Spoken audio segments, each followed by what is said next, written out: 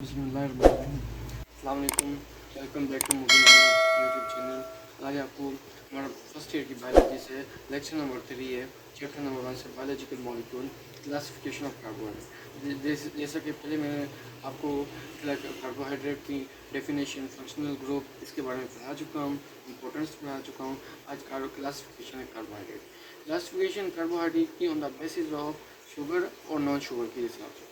Non sugar क्या है आज हम पढ़ते हैं कि सबसे पहले तो आप ये देखें कि ये है क्या चीज़। एक मैंने बॉल से बना दी हैं, फिर यहाँ पे उन बॉल्स को जोड़ दिया है, अभी इनको 3 में जोड़ दिया है, फिर ये कोई अलग ही शेप बन रही है, नाम ही अजीब सा है, ठीक है, ये अलग ही शेप है। अब जो हम पहला पढ़ेंगे शुगर में, जो हमारे पास फर्स्ट आएगा उसे कहेंगे मोनोसेक्राइड। कहेंगे मोनोसेक्राइड।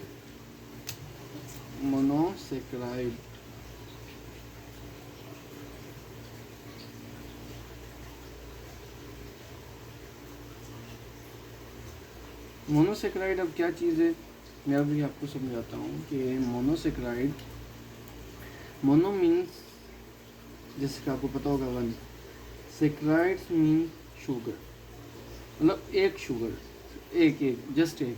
अब इसमें है कि अब मैं इससे समझाता हूँ कि ये हाइड्रोलाइज नहीं हो सकता, कैन नॉट बी हाइड्रोलाइज, अब हाइड्रोलाइज है क्या, आपको इसका कॉन्सेप्ट मैं बताता चाहूँ। हाइड्रोलाइज ये जैसा कि एग्जांपल यहाँ पर ले लें आपके, एक मॉलिक्यूल है जुड़ा हुआ, जैसे ऑक्सीजन है या कार्बन है, ठीक है। हाइड्रोलाइज मतलब कि H2 वाटर की वजह से किसी बॉन्ड को तोड़ना दो चीज़ों में, उसको कहेंगे हाइड्रोलाइज। अब वो कैसे टूटेगा, अब मैं आपको बताता हूँ कि जैसे कि मैंने फॉर एग्जांपल कि इस ऑक्सीजन को तोड़ दिया है, अब ऑक्सीजन अलग हो गया, ठीक है, वाटर की वजह से। अब इसमें से एक OH एक उसके पास चला जाएगा और हाइड्रोजन एक के पास चला जाएगा, ठीक है। अब ये टूट गया पानी की वजह से, ये बॉन्ड हमारे पास, ये बॉन्ड जो हो गया ना, ये हमारे पास ब्रेक हो गया, ठीक है, बॉन्ड ये वाला ब्रेक हो गया।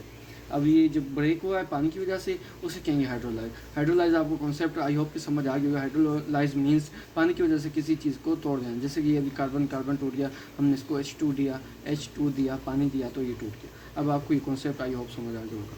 अब आते हैं हम अपने टॉपिक में, मोनोसेक्राइड।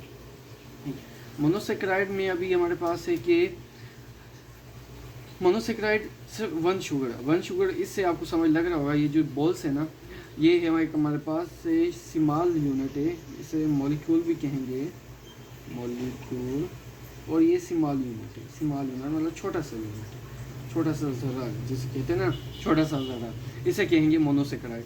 अब ये एक को इसको शुगर कहेंगे, शुगर, और ये स्मॉल यूनिट मोनोसेक्राइड जो कहते हैं फॉर एग्जाम्पल, ये कहलाएगा। अब मोनोसेक्राइड आई होप कि आपको समझ आ गया होगा। एक चीज़, अब इसको हाइड्रोलाइज कैसे नहीं कर सकते कि क्योंकि इनमें कोई बॉन्ड नहीं है, ये जस्ट एक शुगर है। अब जब ये बॉन्ड बन जाएगा ना आगे जाके, तब इसको तोड़ सकेंगे, इसलिए हमने लिखा कैन नॉट बी हाइड्रोलाइज, ये मोनोसेक्राइड कहलाता है, ठीक है। 1 sugar and molecule small unit. अब हम दूसरे में आ जाएंगे, ये आई होप कि आपको समझ आ गया, ये मोनोसेक्राइड, ये भी एक शुगर है, ये शुगर का पार्ट है, नॉन शुगर भी आपको समझाता हूँ। अब ये सेकेंड आ गया, ये हमारे पास मॉलिक्यूल है, ये भी मॉलिक्यूल है, ये भी मॉलिक्यूल है। अब इसका नाम जो हमारे पास है वो ये है कि इसे कहेंगे ओलिगोसेक्राइड। ओलिगोसेक्राइड मीन्स के 2 से 2 to 10 अमाइनो एसिड, इसे अमाइनो एसिड भी कहा जाता है, ठीक है। मैं मॉलिक्यूल सिंपल किया जाता हूँ आपकी, वरना आपको कन्फ्यूजन होगी। मॉलिक्यूल कैन बी हाइड्रोलाइज, हम इसे हाइड्रोलाइज कर सकते हैं। हाइड्रोलाइज कैसे कर सकते हैं, क्योंकि इनमें बॉन्ड है, ठीक है। हाइड्रोलाइज भी कर सकते हैं। अब देखिए 2 to 10 molecules can be hydrolyse.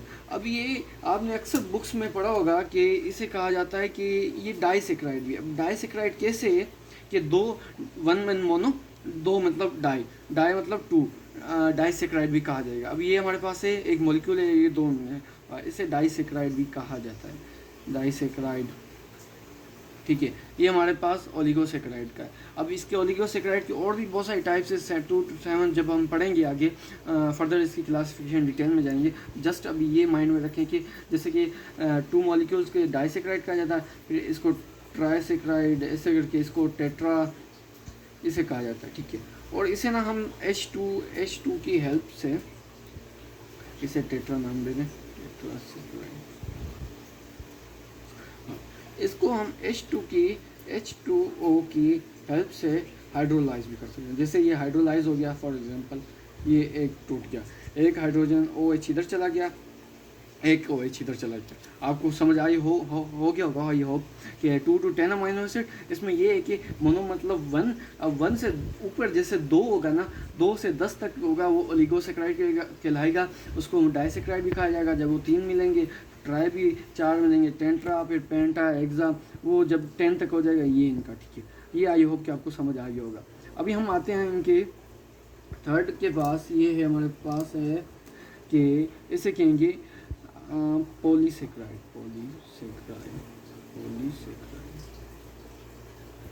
Poly means आपको आई होप कि आपको पता ही होगा कि पॉली मीन्स ज़्यादा, मैनी, ठीक है। अब पॉलीसेक्राइड यहाँ पे मैंने अजीब बलाइयाँ बना दी, आपको समझ आ गई होगी कि मतलब 10 से ऊपर जो होगा ना, इसे हम दे देंगे ऐसे, ठीक है। ग्रेटर देन 10 से ऊपर जो होगा हमारे पास पॉलीसेक्राइड होगा, और ये नॉन शुगर होगा। जो मेन हमारे पास 1 जो होगा पॉलीसेक्राइड की क्लासिफिकेशन और कार्बोहाइड्रेट की में, और मोनोसेक्राइड, ओलिगोसेक्राइड, ये दोनों शुगर कहलाएगा। और हम इसको सेपरेट कर लेते हैं आपको समझ आने के लिए कि ये बस ये हो गया शुगर, दोनों है मोनो और ओलिगोसेक्राइड। जो पॉलीसेक्राइड होगा 10 से हमारे ऊपर अमीनो एसिड होंगे, ग्रेटर होंगे, उसे हम कहेंगे पॉलीसेक्राइड। इसको फर्दर आपको डिटेल में समझाएंगे, बट फिलहाल आप इसकी सिर्फ आप समझें कि इसके एग्जांपल ले लें कि इसके एग्जांपल है ग्लाइकोजीन, काइटिन, ग्लाइकोजीन, काइटिन, और स्टार्च।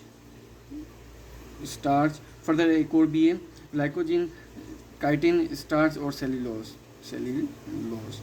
ये अभी आपको इसकी डिटेल ये है कि किस में पाया जाएगा, किस चीज़ में होगा काइटिन, ठीक है। ये आप पॉलीसेक्राइड समझ लें, और ये नॉन शुगर है।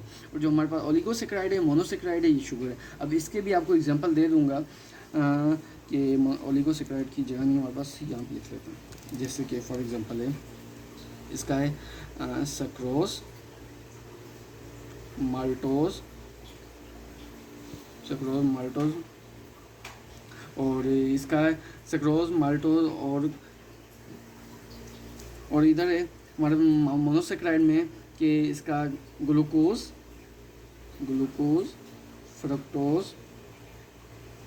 फ्रक्टोज और गलेक्टोज। ये इसके एग्जांपल्स हैं, ठीक है। ये मोनोसेक्राइड के। और इसका थर्ड एग्जांपल ये रहा कि लैक्टोज, ठीक है। आई होप कि आपको समझ आ गया होगा कि इसके एग्जांपल ये हैं कि इसमें ग्लाइकोजीन जो नॉन शुगर है, जो शुगर है हमारे पास सक्रोज, माल्टोज, लैक्टोज, ये हमारे फर्दर शुगर में काम आते हैं हमारे बॉडी में। और ये हमारे पास यहाँ ग्लूकोज है, फ्रक्टोज है एंड गलेक्टोज है। ये मोनोसेक्राइड की एग्जांपल है, ये ओलिगोसेक्राइड की, और ये उसके। आई होप कि आपको समझ आ गया है कि अभी हम रिपीट कर लेते हैं कि classification of carbohydrate on the basis of sugar and non sugar. Sugar में हमारे पास क्या आ जाता है, मोनोसेक्राइड आ जाता है, जिसे स्मॉल यूनिट भी कहा जाता है, मॉलिक्यूल भी आ जाता है, स्मॉल यूनिट, कंपाउंड भी कहा जाएगा। सिर्फ एक, जस्ट 1, ठीक है, उसको मोनोसेक्राइड कहा जाएगा। मोनो मतलब 1, शुगर मतलब sugar, can not be hydrolyse, तोड़ा नहीं जाएगा। हाइड्रोलाइज का कॉन्सेप्ट मैंने आपको दे दिया कि पानी की वजह से कोई मॉलिक्यूल को हम तोड़ा जाए, उसे हाइड्रोलाइज कहा जाता है, ठीक है। ओलिगोसेक्राइड में हमारे पास 2 to 10 molecules can be hydrolyse, जिसको हम हाइड्रोलाइज कर सकें। 2 से मोनोसेक्राइड से ऊपर 10 तक हो ओलिगोसेक्राइड। अगर 10 से ऊपर हो जाएगा वो पॉलीसेक्राइड हो जाएगा, वो नॉन शुगर हो जाएगा, ये भी शुगर है। अब इसके एग्जाम्पल है सक्रोज, माल्टोज, लैक्टोज और ग्लूकोज, फ्रक्टोज, गलेक्टोज। आप सोच रहे होंगे माइंड में कि ये इनके एग्जांपल कैसे, मतलब नाम अजीब, ये आपको फर्दर आपको समझाएंगा ये हमारी बॉडी में किस चीज़ में काम आते हैं और किस जगह पाई जाती हैं और किस चीज़ से हमें ये मिलती हैं।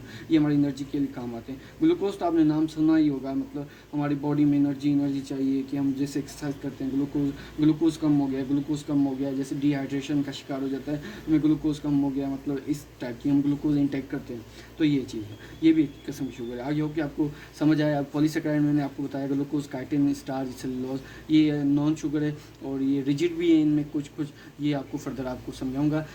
आज के लिए लेक्चर के लिए इतना। Thank you very much. इंशाल्लाह आपको इसके आगे मोनोसेक्राइड में डिटेल में पढ़ाया जाएगा, ओलीसेक्राइड और पॉलीसेक्राइड। आज के लिए अल्लाह हाफिज़। Thank you so much.